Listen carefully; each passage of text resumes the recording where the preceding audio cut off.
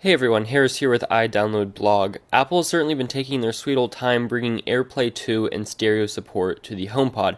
However, I'm here today to show you a Mac application that is intuitive and works perfectly for getting great stereo sound on 2 or more HomePods today.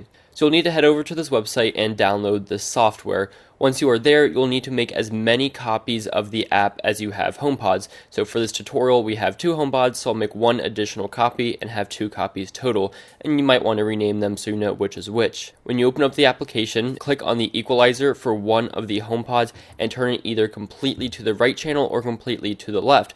And then you'll do the opposite for the other. When you do this, you're making one HomePod the left channel for the audio and one HomePod the right channel.